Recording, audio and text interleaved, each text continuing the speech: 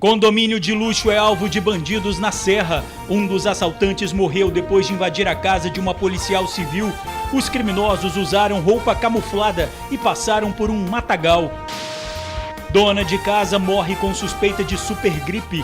A mulher sofreu 3 paradas cardíacas depois de ser levada para a UPA de Serra Sede. A família afirma que a falta de uma ambulância pode ter contribuído para a morte. Varandas de prédio residencial desabam em Jardim Camburi, Vitória. Bandido invade vestiário de funcionários de um posto de combustível, rouba dinheiro e depois ainda fez compras na loja de conveniências. Estelionatário é preso ao abrir conta bancária com documento falso. O suspeito ainda solicitou uma máquina de cartão de crédito. O caso dos irmãos mortos durante incêndio em Linhares. O pai fez exame de corpo e delito para comprovar lesões nos pés e nas mãos. 2 mulheres que também moravam na casa prestaram depoimento hoje. Acidente grave mata jovem em Cariacica. A moto bateu num caminhão. Flagrante de ação criminosa. Os bandidos invadiram um estacionamento e fizeram a limpa. Moradores estão assustados com a onda de assaltos. E o segundo dia de testes da ampliação da linha verde. De um lado, motoristas revoltados. Do outro, passageiros de ônibus afirmam que chegaram mais rápido em casa. A gente volta em 1 minuto.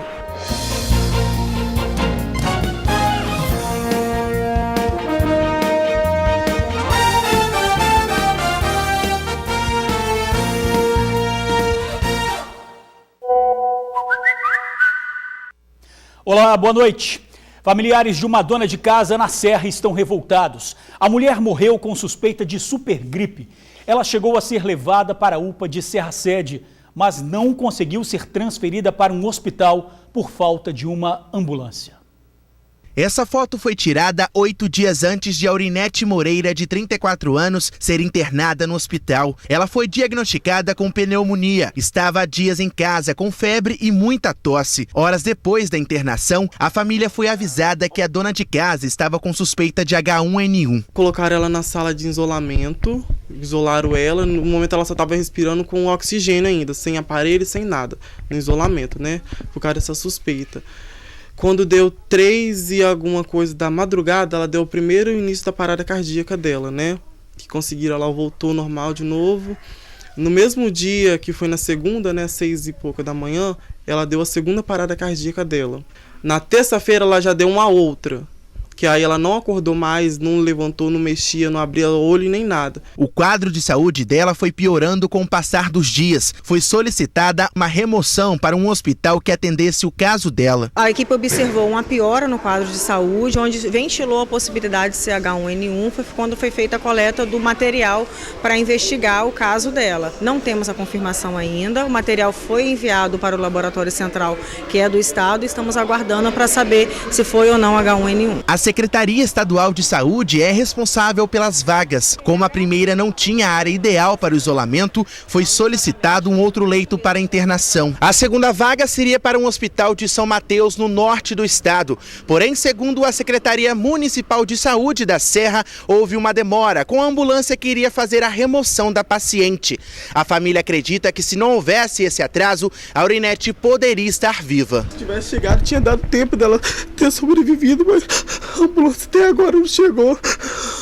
Eu perdi minha mãe por causa de ambulância. Se essa ambulância chegasse antes de meio-dia, o médico falou isso para ela, garantiu para ela isso. Se ela chegasse antes de meio-dia, minha filha ia sobreviver, que a minha filha tinha tudo para ficar bem, ficar boa. Então eu fiquei com muita fé que ia acontecer esse milagre, mas só que essa ambulância não chegou. Ela precisava de uma vaga, de um isolamento, e no qual não tinha disponibilidade. Imediatamente foi liberado uma segunda leito hospitalar, que foi no Hospital Meridional em São Mateus, e o transporte sanitário infelizmente não chegou a tempo e o paciente veio a óbito. Os filhos estão abalados com a morte da mãe. Não sabem como vão fazer daqui para frente depois da perda de uma pessoa que era o pilar da família. Sempre foi batalhadora, dedicada aos seus filhos, ela fazia de tudo pra gente, nunca deixou a gente faltar nada dentro de casa.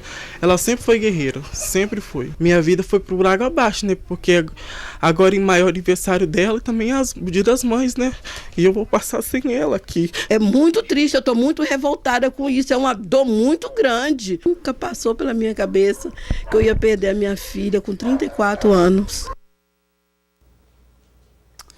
A Secretaria de Saúde do Estado disse que assim que a vaga foi solicitada, foi realizada uma busca pelo leito adequado de acordo com o perfil da paciente. A vaga foi disponibilizada num hospital em São Mateus. A vaga foi comprada, mas a dona de casa morreu antes da transferência. A secretaria não informou sobre a demora da ambulância citada pelos familiares da vítima. Bandido cara de pau, ele invadiu um vestiário de funcionários de um posto de combustível, roubou o dinheiro de um dos armários e depois ainda fez compras na loja de conveniência. Um criminoso aproveitou uma falha na segurança de um posto de gasolina na BR-262 em Campo Grande, Cariacica. Ontem ele entrou no refeitório dos funcionários e furtou alguns pertences, como vemos nessas imagens da câmera de segurança. Antes de pegar o dinheiro, ele notou que tinha alguém subindo as escadas, abaixou, se trancou no banheiro, aí esperou um pouquinho, depois quando viu que estava tranquilo, pegou, saiu com o dinheiro e ainda passou na loja e ainda fez compra ainda. O funcionário relatou que tinha sumido uma certa quantia de dinheiro da bolsa dele, a gente foi olhar nas câmeras, né, de vídeo, aí verificamos que entrou um desconhecido aqui, futucou os armários e roubou o dinheiro. Assim que o criminoso saiu do refeitório, ele caminhou alguns metros aqui no posto e entrou na lojinha de conveniência. Lá dentro, ele usou o dinheiro roubado para comprar um refrigerante e um biscoito. E como se não bastasse a ousadia, o criminoso ainda roubou uma bala. Eu achei muito cara de pau, né? O cara é muito experiente, porque dá pra você ver que ele age naturalmente. Pra ele não ficou nem um pouco preocupado. Ele pegou o dinheiro, saiu naturalmente, foi na loja, ainda roubou mais ainda na loja, comprou e foi embora. O funcionário disse que, a partir de agora, o portão sempre fica trancado. E a administração tem ideias para melhorar ainda mais a segurança. A gente está querendo colocar uma porta automática com cartão Identifide para poder facilitar. Pois é, muito cara de pau, né? Bom, quem tiver alguma informação do suspeito, ligue para o Disque Denúncia 181. O caso dos irmãos mortos num incêndio em Linhares. O pastor George Alves fez exames de corpo e delito. O objetivo é comprovar as lesões nos pés e nas mãos que teriam sido queimados ao tentar salvar as crianças durante o incêndio. Duas testemunhas que tentaram ajudar o pastor também já foram ouvidas pelo delegado de Linhares. Joaquim Salles, de 3 anos, e Cauã Salles, de 6, morreram durante um incêndio no quarto onde dormiam. Além dos meninos, o pai, o pastor George, era o único que estava na residência. Outras 2 mulheres que moravam na casa também prestaram depoimento hoje. A Polícia Civil informou que está apurando o caso e outras informações não serão repassadas para não atrapalhar as investigações. A linha verde na capital. Hoje foi o 2º dia de testes da ampliação do trecho. A linha verde continua sendo uma das maiores polêmicas do trânsito de Vitória. Nesta quinta-feira, pelo 2º dia consecutivo, o espaço foi ampliado para testes e destinado aos ônibus, táxis, vans e veículos com 3 passageiros ou mais, aquela chamada carona solidária. Agora, a linha verde segue da Avenida Nossa Senhora dos Navegantes, na Enseada do Suá, até o cruzamento da Avenida Dante Michelini com a rodovia Norte-Sul. Este painel eletrônico aqui sinaliza para os motoristas o início da linha verde. Mas, apesar da ampliação do trecho, que chega a 9 quilômetros e sinaliza que a Prefeitura tem visto com bons olhos este projeto, tem muita gente reclamando da novidade. Eu acho ruim. Me atrapalha muito. A impressão que dá é que o trânsito piorou muito. Quando a gente vem de Vila Velha, o trânsito está parado em cima da 3ª ponte. Isso nunca aconteceu, só depois da linha verde. Nos 2 dias de teste, funcionárias da Prefeitura fizeram uma espécie de conscientização dos motoristas sobre a implantação da linha verde no trecho. E mesmo quando a pergunta era feita por elas... Você teria alguma opinião? Contra, a favor ou sem opinião? Na verdade, eu sou contra. Eu acho que dificulta mais ainda o trânsito da região. Eu acho que fica bem pior, bem carregado mesmo. Eu acho que para quem está de ônibus pode ter que melhore, mas para a gente motorista, Vitória não tem estrutura para ter esse tipo de faixa. Mas sempre há um outro lado na história. Esse pessoal aí depende do transporte público e gostou da ideia de chegar mais cedo em casa. O percurso que eu fazia com 50 minutos, ontem eu fiz em torno de 20 minutos no ônibus. Para quem usa o ônibus, a linha verde é excelente. Eu pego 523 e eu senti a diferença. Valeu a pena. Então, na avaliação da senhora, a linha verde, na verdade, ajudou para chegar mais cedo em casa. Ajudou. O teste de ampliação da linha verde é realizado das 2 da tarde até as 8 da noite. Uma nova linha de ônibus foi criada exclusivamente para o trajeto, mas a passagem custa R$ 5,00, bem mais que o convencional. Há quem acredite que ainda é preciso mais tempo para entender as necessidades do trânsito da capital. Para mim ainda está sendo uma experiência, a gente precisa ver realmente o trânsito como que vai ficar. Acho que nas horas de pico, mas em alguns outros momentos durante o dia não vejo nessa necessidade. Acho que poderia ser pensado nesses horários. Olha, a Secretaria de Transportes de Vitória disse que o tempo médio de viagem de ônibus na linha verde da Praça do Papa até a Avenida Norte-Sul em Jardim Camburi diminuiu de 41 minutos no dia 20, uma sexta-feira, sem linha verde, para 26 minutos ontem, uma quarta-feira. E a Prefeitura afirmou que com a linha verde, o tempo médio percorrido por carros ficou igual. O assalto a um condomínio de luxo na Serra. Os criminosos passaram por um matagal. Um bandido acabou morto depois de invadir a casa de uma policial civil.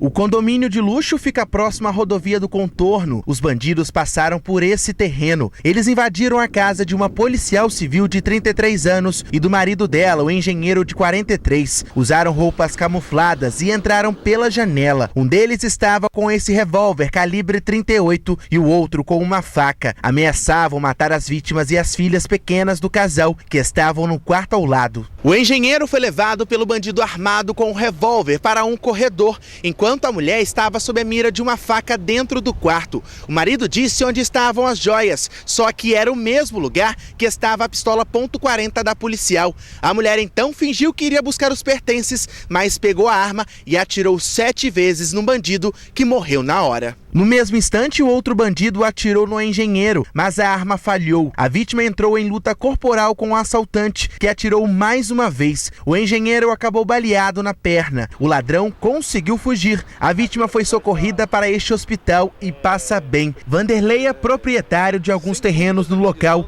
e ficou assustado com a situação. Foi um fato, né? Foi uma fatalidade e trouxe para nós, proprietário do condomínio, um susto muito grande.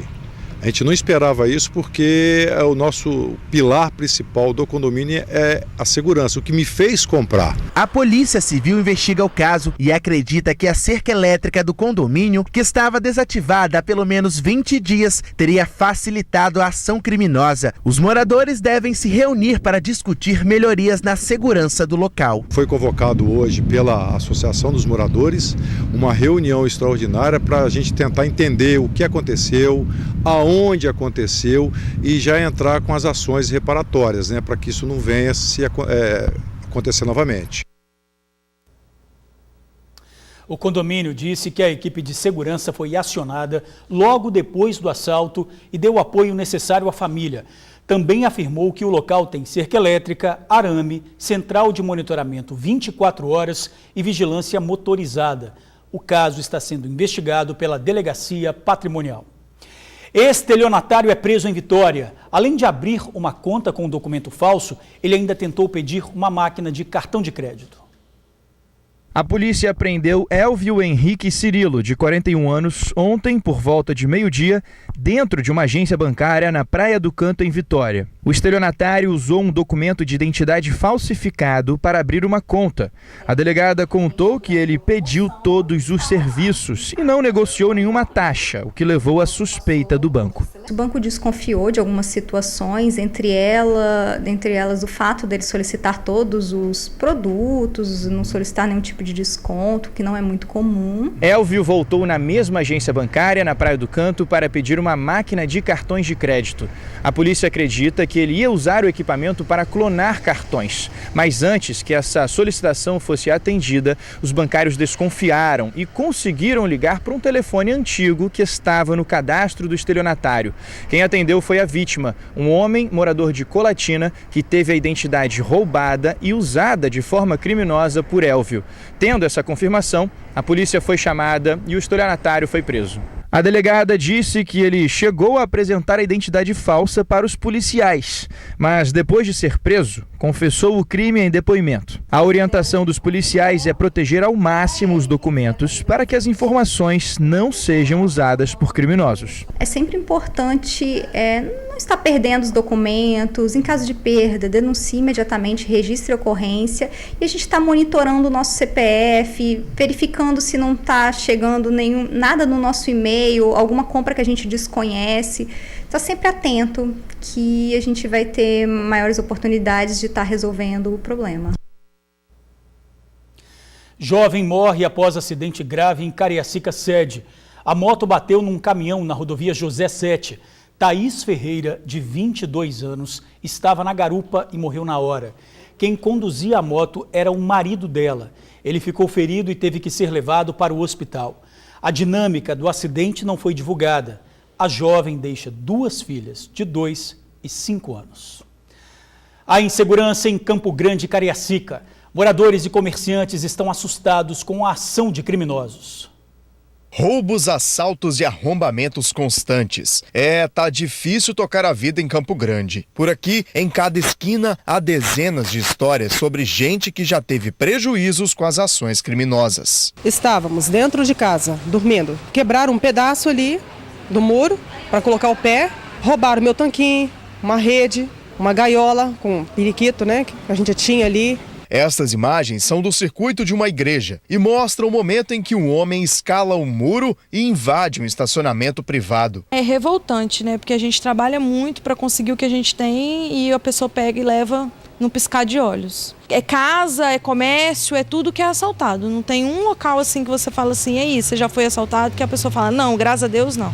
Que todo mundo já foi assaltado nessa rua. E essa não foi a primeira nem a segunda vez que a família foi alvo dos bandidos. Eu já até acostumei a assaltos. Eles chegam, botam a arma na cabeça de uma pessoa, manda você abrir a porta, porque hoje você vive atrás das grades, né? Aí você é obrigado a abrir a porta, vai, trava a arma na sua cabeça e faz o assalto. Essa sensação de impunidade é revoltante, é desesperador. São muitos os relatos de quem já sofreu com a criminalidade. É como se morar aqui em Campo Grande viesse com uma condição. Você pode até fazer parte do cotidiano da região, mas terá que aceitar conviver com os criminosos. Uma situação que deixa pessoas reféns dentro da própria casa. A gente fica trancada, a gente não pode ter a liberdade, entendeu? Dentro da nossa própria casa, porque a gente não sabe quem pode entrar. Você acordar de manhã e ver que entraram no seu quintal, mexeram nas suas coisas, entendeu? Nós não podemos deixar nada pro lado de fora mais. E o que sobra é a revolta de quem, depois de tanto sofrer na mão dos criminosos, só acredita na mudança quando a justiça realmente for feita. Eles não ficam presos. O policial vem aqui, prende, leva, na mesma hora eles são soltos. Eles ainda ficam debochando da cara deles. E que é a sensação que a gente tem que a gente está à mercê de tudo. Falta lei, né, no país. Falta punidade, a pessoa ser punida. Olha, a Polícia Militar diz que faz o patrulhamento no bairro. Também afirmou que está à disposição da comunidade para conversar sobre as ações realizadas na região. E a seguir, varandas de prédio desabam em Jardim Camburi Vitória. A gente já volta. Varandas de prédio residencial desabam em Jardim Camburi Vitória. O imóvel fica na Avenida Augusto Emílio Estelita Lins, ao lado de uma escola de inglês. No térreo do prédio, há uma igreja Assembleia de Deus. Nas redes sociais, moradores da região relataram ter escutado um grande barulho. A avenida onde aconteceu o acidente dá acesso ao bairro de Fátima, na Serra, e fica perto de um supermercado. Apesar do incidente, ninguém ficou ferido. A Defesa Civil está no local e isolou a área. E a gente fica por aqui. Outras informações agora no SBT Brasil e amanhã no Tribuna Notícias, primeira edição. Muito obrigado por assistir ao jornal, pela companhia de sempre. Uma boa noite e eu te espero amanhã.